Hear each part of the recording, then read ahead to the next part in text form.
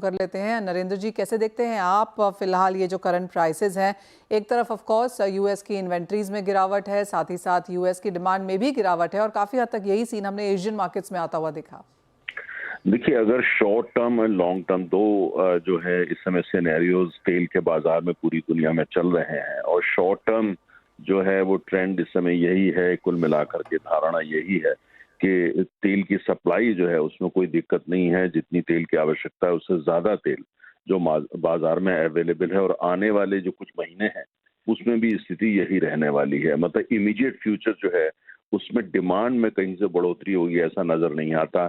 चीन को खास तौर से लेकर के चिंता जो है वो बरकरार है, और जहां जहां से तेल की डिमांड थोड़ी बढ़ रही है लेकिन वो उस चीज की आपूर्ति नहीं कर पाएगी जिस तरह की जो चीन की तरफ से जो कमजोरी है कि उसकी भरपाई कर पाए।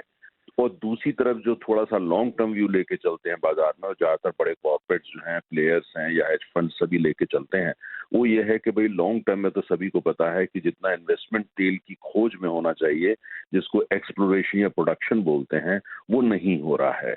तो आने वाले समय के अंदर अगर आप मीडियम टू लॉन्ग टर्म देखें तो तेल जितनी आवश्यकता होगी उतना उपलब्ध नहीं होगा और कीमतें वो ऊपर की तरफ जाएंगी। लेकिन आपको पता है ह्यूमन नेचर होती है, खासतौर से बाजार की नेचर होती है कि वो शॉर्ट टर्म ज्यादा देखता है, और अगर शॉर्ट टर्म के हिसाब से आप देखते हैं आने वाले चंद महीने के अंदर कहीं डिमांड बढ़ने वाली नहीं है, सप्लाई बिल्कुल बरकरार है। मेजर जियोपॉलिटिकल जो टेंशंस बनी हुई हैं, लेकिन अभी लगता नहीं कि वहां कोई किस तरह का कोई ट्रिगर हो जाएगा कि कहीं सप्लाई डिसरप्शन हो जाए।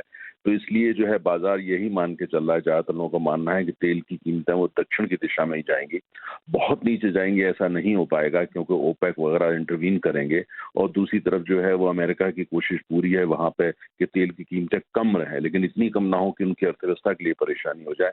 लेकिन कम कीमत तेल का होने का मतलब यह है कि जो डेमोक्रेटिक पार्टी की नॉमिनी है कमला हैरिस वो चुनाव जीत सकती हैं और ट्रंप साहब हार सकते हैं। सस्ता तेल अमेरिकी अर्थव्यवस्था और अमेरिका का आम उपभोक्ता उसकी पहली पसंद होती है, और वही बनाने की कोशिश की जा रही है वहां की सरकार की तरफ से भी। तो मुझे ऐसा लगता है चंद दो शब्दों में ये कि भाई आने वाले समय में कीमतें दबाव में रहने वाली हैं, दक्षिण की दिशा में जाएगी, बहुत कम नहीं होंगी, लेकिन अभी जो है वो फर्दर 70 के आसपास जा सकती हैं। अगर 70 पहुंच जाती है तो कोई अचंभे की बात नहीं होती, लेकिन लगातार वहां टिक जाएगी अभी ये कहना मुश्किल है। तो आप कह रहे हैं कि जो ब्रेंट के प्राइसेस हैं वो यहाँ पर 70 की तरफ जाते हुए नजर आ सकते हैं। एक दूसरी बात कि अगस्त के नंबर्स नरेंद्र जी अगर देखें तो एशिया के हिसाब से ऑन द पॉजिटिव साइड आए हैं। इवन चाइना ने निचले स्तरों पर कच्चा तेल खरीदा है, लेकिन इंडिया, साउथ कोरिया, जापान के इंपोर्ट के नंबर्स थोड़े से बेहतरीन हुए हैं। जुलाई हम जानते हैं कि 2 साल का लोएस्ट इम्पोर्ट था यहाँ पर एशियन मार्केट्स में, वो एक सवाल। दूसरा ये कि जिस तरह से चाइना अब ईवी की तरफ यहाँ पर बढ़ रहा है, और मैं ये पॉइंट ले रही हूँ कि आपने जैसे कहा कि कच्चे तेल में अंडर इन्वेस्टमेंट है, लेकिन हमने ईवी के नंबर्स यहाँ पे यूरोप, चाइना से काफी स्ट्रॉन्ग आते हुए देखे हैं। तो आप कहेंगे कहीं ना कहीं वो बैलेंस बन रहा है? देखिए, जब पहले एशिया की बात करते हैं, आपने बिल्कुल सही कहा कि एशिया इसमें नंबर दिख रखे हैं, उनमें थोड़ा सा जो है एंथुजियाज्म दिख रहा है, लेकिन वो ऐसा नहीं है कि उसको आप जो है भारी तेल की डिमांड में कन्वर्ट कर सकें। ऐसा नंबर अभी कहीं से निकल करके नहीं आया है, और चीन को लेकर के बाजार जो कहता है वो अलग बात है, लेकिन बाजार आशंकित है। जो चाइना से डेटा निकल के आता है, आमतौर से जो तेल के बड़े दिग्गज हैं वो उसको बहुत ज्यादा भरोसे से नहीं लेते। चाइना का जो डेटा होता है, मार्केट का डेटा, कंजम्पशन डेटा, उसको लेके हमेशा सवालिया निशान बहुत सारे लोग लगाते हैं, और खास तौर से जो भारत में जो विशेषज्ञ हैं या पश्चिम के जो विशेषज्ञ हैं वो और भी बड़ा प्रश्न चिन्ह उस पर लगा देते हैं। लेकिन जहां तक आपने ईवी से बात करी, चाइना की भी मैं आपको जिक्र करता हूँ। चाइना में अभी भी ज्यादातर बिजली का निर्माण जो है कोयले से हो रहा है। हालांकि रिन्यूएबल वहाँ काफी बड़ा है भारत की तरीके से, वहां तो और भी ज्यादा बड़ा है, लेकिन उसके बावजूद अधिकांश ईवी जो चाइना में चल रही हैं वो चल रही हैं कोयले से, जो बिजली का निर्माण हो रहा है उससे चल रही हैं। भारत में भी बहुत कम आबादी है अभी ईवीज की, लेकिन जितनी भी चल रही है ज्यादातर बिजली हमारे यहाँ अभी भी कोयले से बनती है। पूरे विश्व के अंदर 80% ऊर्जा अभी जो है वो फॉसिल फ्यूल से आती है, अर्थात मतलब कोयला है, डीजल है, नेचुरल गैस है, इन्हीं से आ रही है। तो ऐसे में अगर आप ईवी की बात कहें कि उससे कहीं पेट्रोलियम प्रोडक्ट्स जो फॉसिल फ्यूल की डिमांड कम हो जाएगी, प्राकृतिक गैस की या डीजल की या पेट्रोल की, यहाँ तक कोयले की भी, अभी वो सिनेरियो अभी वहां पहुंचा नहीं है। मुझे लगता नहीं है कि वहां पे होंगे। ईवी की अगर खाली ईवी को आधार मान के हम ये मान के चलें कि सब रिन्यूएबल एनर्जी हो गया, वो कहना गलत है।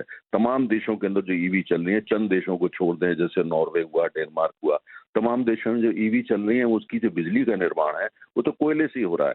तो एक तरीके से कोयले से ही चल रही हैं, उसी फॉसिल फ्यूल से चल रही हैं। फर्क इतना हो गया कि गाड़ी में आप पेट्रोल की जगह बिजली डाल रहे हैं, लेकिन वो बिजली का निर्माण तो फॉसिल फ्यूल से हो रहा है। तो अभी वो इतना कोई बहुत बड़ा परिवर्तन नहीं है, इसीलिए मैंने कहा कि जो तेल की जो डिमांड है आने वाले समय में एकदम कहीं कम हो जाएगी और एकदम ऑफ सारा कुछ जो इक्विलिब्रियम में हो जाएगा ईवी के फिर। अभी ये थोड़ा ज्यादा ओवर ऑप्टिमिस्टिक, ये सब होगा फ्यूचर में चल के, लेकिन अभी 8-10 साल का जो सिनेरियो है उसमें जो फॉसिल फ्यूल्स हैं, जो 80% दुनिया की ऊर्जा उसी से आती है, उसमें थोड़ी गिरावट आएगी, डिपेंडेंस फॉसिल फ्यूल कम होगी, लेकिन वो इतनी सिग्निफिकेंट हो जाएगी कि हम ये सोचें कि भाई अब बिजली जो है वो जो आ रही है ईवी जो चल रही है वो रिन्यूएबल एनर्जी से, ये अभी थोड़ा ओवर ऑप्टिमिस्टिक हो जाएगा, थोड़ा ओवर जी। सिंपलिस्टिक हो जाएगा। All right, that point is taken.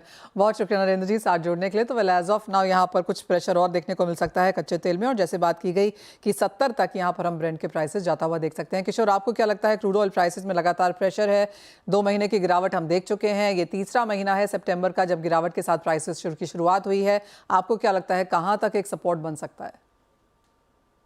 Manisha, I think यहाँ पे ब्रॉडली कमोडिटीज आज एक्चुअली वीकर है बिकॉज चाइना का पीएमआई नंबर्स की वजह से ओवरऑल सेंटिमेंट्स वीक है एंड क्रूड को लेकर एक्चुअली काफी हद तक डिमांड साइड कंसर्न्स ज्यादा है।